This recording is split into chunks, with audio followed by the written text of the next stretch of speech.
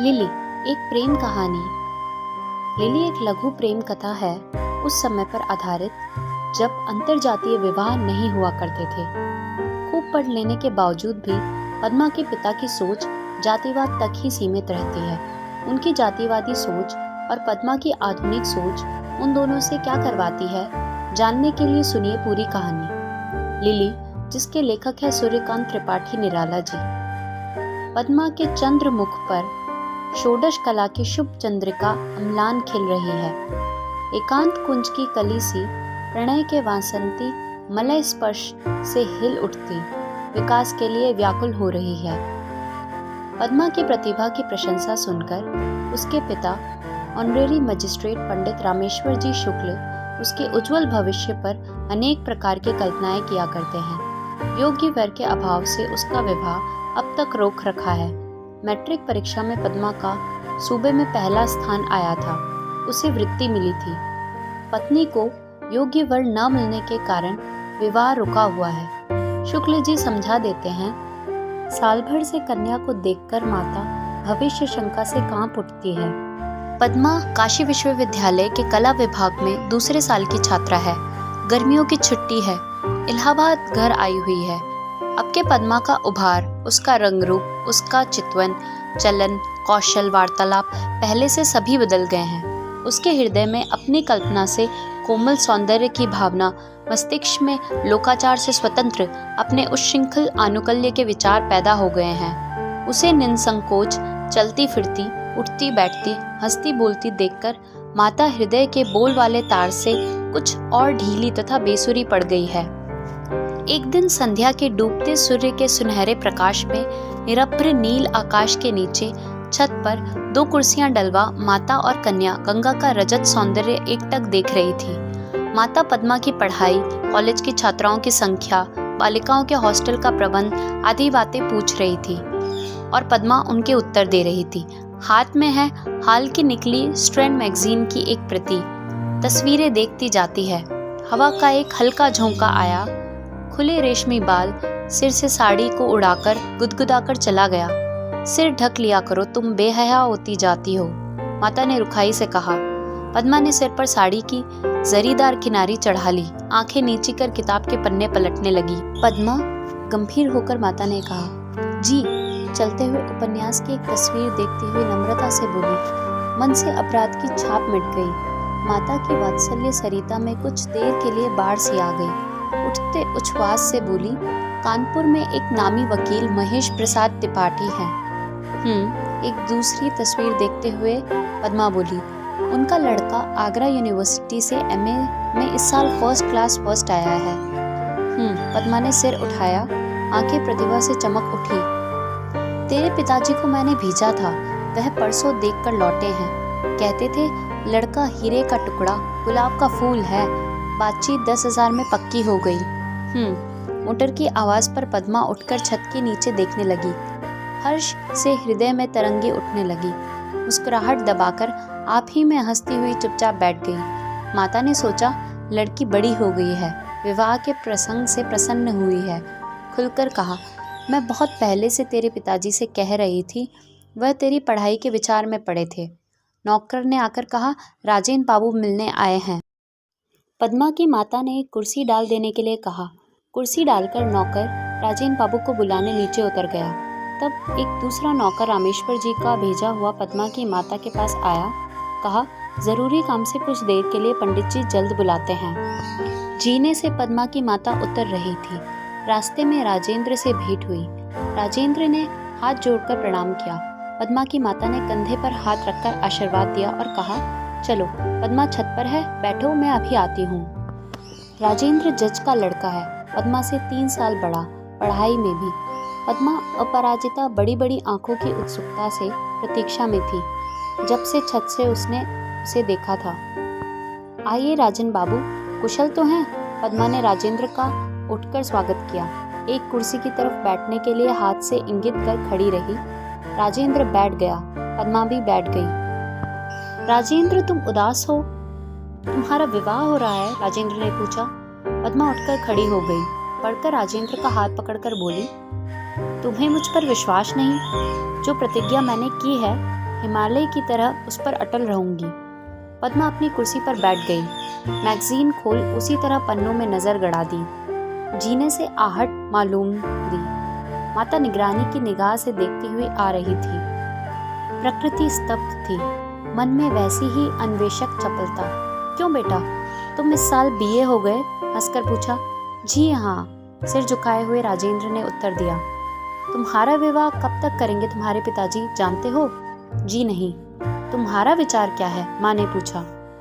आप लोगों से आज्ञा लेकर विदा होने के लिए आया हूँ। विलायत भेज रहे हैं पिताजी, नम्रता से राजेंद्र ने कहा। क्या बैरिस्टर होने की इच्छा है? पद्मा की माता ने पूछा। जी हाँ। तुम साहब बनकर विलायत से आना और साथ एक मैम भी लाना, मैं उसकी शुद्धि कर लूंगी, पद्मा हंसकर बोली। नौकर ने एक तश्तरी पर 2 प्यालों में चाय दी, 2 रकाबियों पर कुछ बिस्किट और केक। दूसरा एक मेज उठा लाया।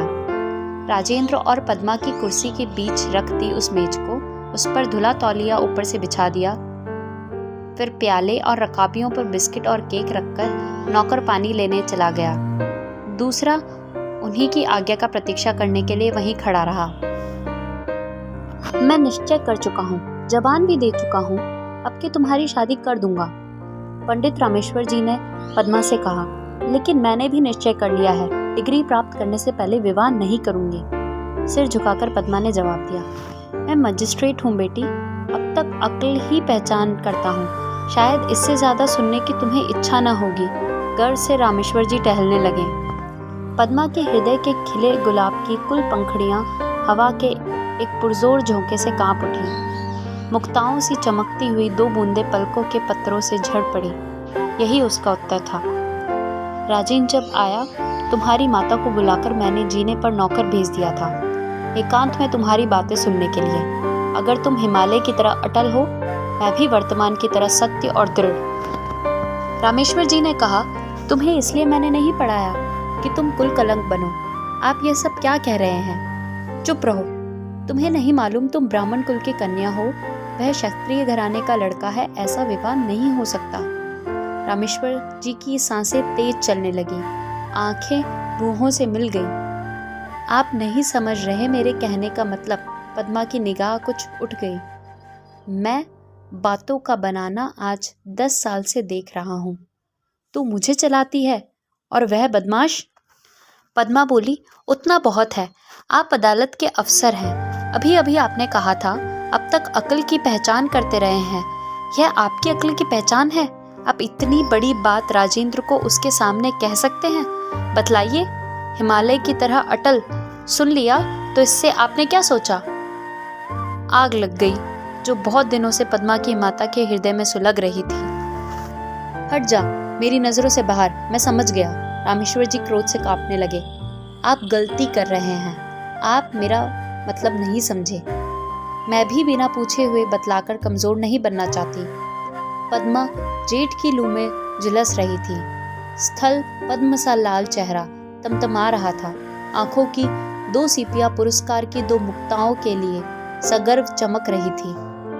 रामेश्वर जी भ्रम में पड़ गए, चक्कर आ गया, पास की कुर्सी पर बैठ गए, सर हथेली से टेक कर सोचने लगे।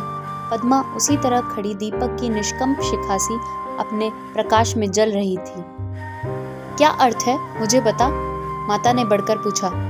मतलब यह है, राजेंद्र को संदेह हुआ था मैं विवाह कर लूंगी, यह जो पिताजी पक्का करके आए हैं, इसके लिए मैंने कहा था कि मैं हिमालय की तरह अटल हूँ, न कि यह कि मैं राजेंद्र के साथ विवाह करूंगी। हम लोग कह चुके थे कि पढ़ाई का अंत होने पर दूसरी चिंता करेंगे। पद्मा उसी तरह खड़ी सीधे ताकती रही। तू राजन को प्यार नहीं करती? आंखें उठाकर रामेश्वर जी ने पूछा। प्यार करती हूँ। करती है? हाँ पिता, करती हूँ। बस, और क्या फिर? पद्मा की आबदार आंखों से आंसुओं के मोती टूटने लगे, जो उसके हृदय की कीमत थे, जिन्हें वहां समझने वाला कोई न था। माता ने ठोड़ी पर एक उंगली रख रामेश्वर जी की तरफ देखकर कहा, प्यार भी करती है, मानती भी नहीं, अजीब लड़की है। चुप रहो। पद्मा की सजल आंखें भौहों से सट गई। विवाह और प्यार एक बात है? विवाह करने से होता है, प्यार आप होता है। कोई किसी को प्यार करता है तो वह उससे विवाह भी करता है। पिताजी जज साहब को प्यार करते हैं, तो क्या इन्होंने उनसे विवाह भी कर लिया?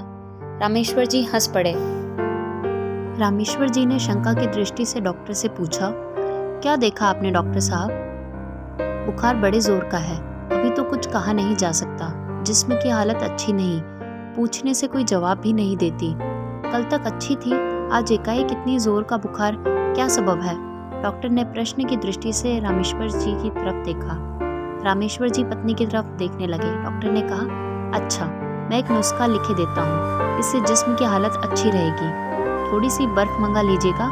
आइस पैक तो क्या होगा आपके यहाँ, एक नौकर मेरे साथ भेज दीजिए, मैं दे दूंगा। इस वक्त 104 डिग्री बुखार है, बर्फ डालकर सिर पर रखिएगा। 101 तक आ जाए तब जरूरत नहीं। फिर चले गए। रामेश्वर जी ने अपनी पत्नी से कहा, यह एक दूसरा फसाद खड़ा हुआ, न तो कुछ कहते बनता है न करते। मैं कौम की भलाई चाहता हूँ, अब खुद ही नकटों का सरताज हो रहा हूँ। हम लोगों में अभी तक यह बात न थी कि ब्राह्मण की लड़की का किसी क्षत्रिय लड़के से विवाह होता। हाँ, ऊंचे कुल की लड़कियां ब्राह्मणों के नीचे कुल में गई हैं, लेकिन यह सब आखिर कौम की ही में हुआ है। तो अब क्या किया जाए? पद्मा की माँ ने पूछा। जज साहब से ही इसकी बचत पूछूंगा, मेरी अक्ल अब और नहीं पहुंचती। अरे छीटा जी, छीटा चिलम रखकर दौड़ा। जज साहब से मेरा नाम लेकर कहना जल्द बुलाया है, और भैया बाबू को भी यहीं बुला लाओ। नहीं नहीं, रामेश्वर जी की पत्नी ने डांट दिया। जज साहब पुत्र के साथ बैठे हुए वार्तालाप कर रहे थे। इंग्लैंड के मार्ग, रहन सहन, भोजन पान, अदब कायदे का बयान कर रहे थे। इसी समय छीटा बंगले पर हाजिर हुआ और झुककर सलाम किया। जज साहब ने आंख उठाकर पूछा, कैसे आए छीटाराम? हुजूर को सरकार ने बुलाया है और कहा है बहुत जल्द आने के लिए कहना। क्यों? बीबी रानी बीमार है, डॉक्टर साहब आए थे। और हुजूर? बाकी छीटा ने कह ही डाला था। और क्या? हुजूर? छीटा ने हाथ जोड़ दिए, उसकी आंखें डबडबा आईं। जज साहब बीमारी कड़ी समझकर घबरा गए। ड्राइवर को बुलाया। छीटा चल दिया। ड्राइवर नहीं था। जज साहब ने राजेंद्र से कहा, जाओ मोटर ले आओ, चलें देखें क्या बात है। राजेंद्र को देखकर रामेश्वर जी सूख गए। टालने की कोई बात न सूझी। कहा, बेटा पद्मा को बुखार आ गया है, चलो देखो, तब तक मैं जज साहब से कुछ बातें करता हूँ। राजेंद्र उठ गया। पद्मा के कमरे में एक नौकर सिर पर आइस बैग रखे खड़ा था। राजेंद्र को देखकर एक कुर्सी पलंग के नजदीक रख दी। पद्मा? पद्मा की आंखों से टप टप गर्म गर्म आंसू गिरने लगे। पद्मा को एकटक प्रश्न की दृष्टि से देखते हुए राजेंद्र ने रुमाल से उसके आंसू पोंछ दिए। सिर पर हाथ रखा, वह बड़े जोर से कांप रही थी। पद्मा ने पलकें मूंद ली। नौकर ने फिर सिर पर आइस पैक रख दिया। सिरहाने थर्मोमीटर रखा था। झाड़कर राजेंद्र ने आहिस्ता से बगल में लगा दिया। उसका हाथ बगल से सटाकर पकड़े रहा। नजर कमरे की घड़ी की तरफ थी। निकाल कर देखा, बुखार 103 डिग्री था। अपलक चिंता की दृष्टि से देखते हुए राजेंद्र ने पूछा, पद्मा तुम तो कल अच्छी थी, आज एकाएक बुखार कैसे हो गया? पद्मा ने राजेंद्र की तरफ करवट ली, कुछ न कहा। पद्मा, अब मैं जाता हूँ। ज्वर से उभरी हुई बड़ी आंखें न एक बार देखा और फिर पलकों के पर्दे में मौन हो गई। अब जज साहब और रामेश्वर जी कमरे में आ गए। जज साहब ने पद्मा के सिर पर हाथ रखकर देखा, फिर लड़के की तरफ निगाह घुमाकर पूछा, क्या तुमने बुखार देखा? जी हाँ देखा। कितना है? 103 डिग्री। मैंने रामेश्वर जी से कह दिया है तुम आज यहीं रुकोगे। तुम्हें यहाँ से कब जाना है? परसों ना? जी। कल सुबह बतलाना घर आकर पद्मा की हालत कैसी रहती है। और रामेश्वर जी, डॉक्टर की दवा करने की मेरे ख्याल से कोई ज़रूरत नहीं। जैसा आप कहें, संप्रदान स्वर से रामेश्वर जी बोले। जज साहब चलने लगे।